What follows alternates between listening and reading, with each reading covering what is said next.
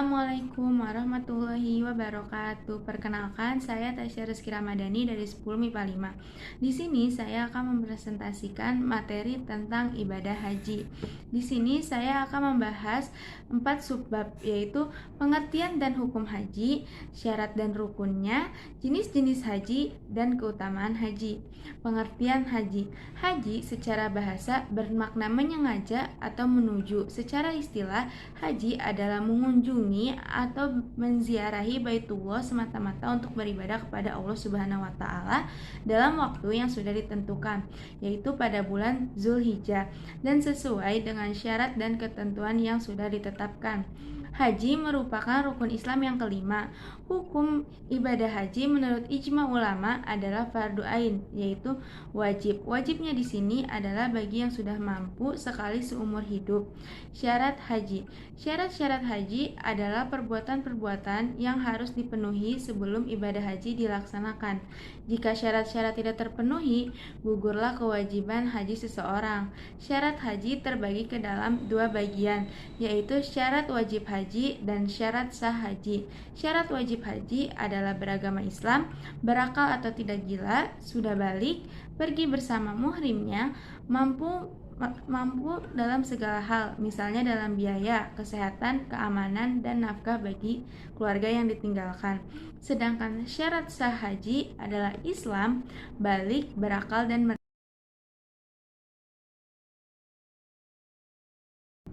rukun haji. Sebelum kalian tahu apa saja nih rukunnya, tentu saja kalian harus tahu dulu nih apa yang dimaksud dengan rukun haji.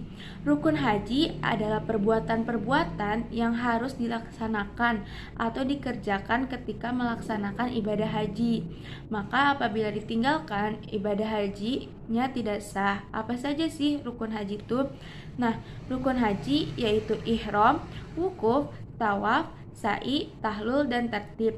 Ihram, berniat mengerjakan ibadah haji atau umroh yang ditandai dengan mengenakan pakaian ihram yang berwarna putih dan membaca lafaz labbaik Allahumma hajjan bagi yang akan melaksanakan ibadah haji, dan membaca lafaz labbaik Allahumma umrotan bagi yang berniat umroh. Oh iya, ibadah haji dan umrah ini harus diawali dengan ihram loh. Jika dengan sengaja jamaah mikot tanpa ihram, maka dia harus kembali ke salah satu mikot untuk berihram. Sedangkan jika jamaah telah berihram, maka sejak itu pula berlaku semua larangan ihram sampai tahlul. Wukuf ini hadir di Padang Arafah pada tanggal 9 Zulhijjah dari tergelincir matahari hingga terbenam. Pelaksanaan wukuf di Arafah hanya terjadi sekali dalam setahun, yaitu setelah matahari tergelincir atau melewati pukul 12 siang pada tanggal 9 Zulhijjah. Bila pada waktu tersebut jamaah tidak wukuf, maka hajinya tidak sah. Bagaimana sih wukuf yang dicontohkan Rasulullah SAW? Wukuf yang dicontohkan Rasulullah SAW ini diawali dengan sholat berjamaah zuhur dan asar dengan jamak takdim qashar. Setelah itu dilanjutkan dengan khutbah guna, memberikan bimbingan wukuf, seru-seruan ibadah, dan memanjatkan doa kepada Allah Subhanahu wa taala. Wukuf di Arafah merupakan saat yang tepat untuk mawas diri, merenungi apa yang kita pernah lakukan, menyesali dan bertaubat atas segala dosa yang dikerjakan, serta memikirkan seperti yang akan dilakukan untuk menjadi muslim yang taat kepada Allah Subhanahu wa taala. Tawaf adalah berputar mengelilingi Ka'bah dan dilakukan secara berlawanan dengan arah jarum jam dengan posisi Ka'bah di sebelah kiri badan. Dan tawaf memiliki 3 macam, yaitu tawaf kudum, tawaf ifdah, tawaf wada. Tawaf kudum yaitu tawaf yang dilakukan ketika jamaah haji baru tiba di Mekah. Tawaf ifda yaitu tawaf yang dilakukan pada hari kurban setelah melontarkan jumrah Aqobah.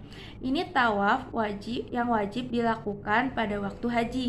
Jika ditinggalkan, maka hajinya batal. Tawaf wada yaitu tawaf perpisahan bagi jamaah yang akan meninggalkan Mekah. Sa'i adalah berlari-lari kecil antara Bukit Sofa dan Bukit Marwah Marwah sebanyak 7 kali yang dimulai dari Bukit Sufah dan berakhir di Bukit Marwah. Tahallul. Tahallul adalah mencukur atau memotong rambut. Sebagian atau seluruhnya, minimal 3 helai rambut. Tahallul dilakukan setelah melontarkan jumroh akobah pada tanggal 10 Zulhijjah yang disebut dengan tahallul awal. Setelah jamaah melaksanakan tahallul awal, ini larangan-larangan haji kembali dibolehkan kecuali berhubungan suami istri. Tahallul sani dilakukan setelah tawaf ifdah dan sa'i. Tertib yang dimaksud di sini adalah tertib melakukan secara berurutan dalam pelaksanaan mulai ihram hingga tahallul. Jenis-jenis haji. Dari segi pelaksanaannya, ibadah haji terbagi ke dalam 3 jenis, yaitu haji tamattu, haji ifrad, dan haji qiron. Haji tamattu adalah melaksanakan umroh terlebih dahulu, kemudian menggunakan pakaian ihram lagi untuk melaksanakan manasik haji. Pelaksanaan haji jenis ini diwajibkan membayar dam atau berpuasa 10 hari, yaitu 3 hari pada waktu di tanah suci dan 7 hari setelah kembali ke tanah air. Haji ifrad. Haji ifrad adalah berihram dan berniat dari mikot hanya untuk haji, atau dengan kata lain, mengerjakan haji terlebih dahulu, kemudian mengerjakan umroh. Sejak jamaah tiba di Mekah, mereka tidak boleh melepas kain ihram hingga tiba hari raya Idul Adha atau setelah pelontaran jumroh akobah. Jemaah yang melaksanakan ibadah haji ifrad tidak diwajibkan membayar dam. Haji qiron. Haji qiron adalah melaksanakan haji dan umroh dengan 1 kali ihram.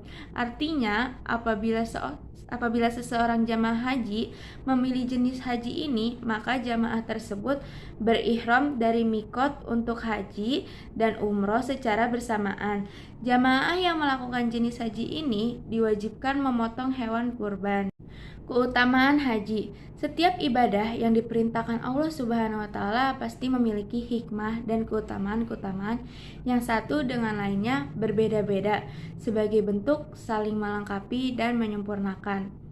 Nah, keutamaan haji yaitu haji merupakan amal paling utama. Ketika Rasulullah SAW ditanya mengenai amal yang paling utama, maka beliau menjelaskan bahwa amal yang paling utama adalah beriman kepada Allah Subhanahu wa taala dan Rasul-Nya, berjihad di jalan Allah, dan haji yang mabrur. Haji yang mabrur maksudnya adalah orang yang sekembalinya dari melaksanakan ibadah haji, perilakunya berubah menjadi lebih baik. Haji merupakan jihad. Imam Bukhari dan Imam Muslim meriwayatkan sebuah dialog di dalam sebuah hadis sebagai berikut. Ya Rasulullah, bolehkah kami ikut berperang dan berjihad bersama engkau semua? Jawab Rasul, bagi engkau ada jihad yang lebih baik dan lebih indah, yaitu haji mabrur. Ujar Asyira pula setelah mendengar jawaban dari Rasulullah SAW ini, aku tak pernah lagi meninggalkan ibadah haji. Hadis riwayat Bukhari dan Muslim. Haji menghapus dosa. Pahala ibadah haji adalah surga. Seperti yang diriwayatkan oleh Imam Bukhari dan Imam Muslim bahwa Rasulullah SAW bersabda, umroh kepada umroh menghapuskan dosa yang berdapat di antara keduanya, sedangkan haji yang mabrur tidak ada ganjarannya selain surga. Hadis riwayat Bukhari Muslim. Nah, segitu saja presentasi materi ibadah haji dari saya. Wassalamualaikum warahmatullahi wabarakatuh.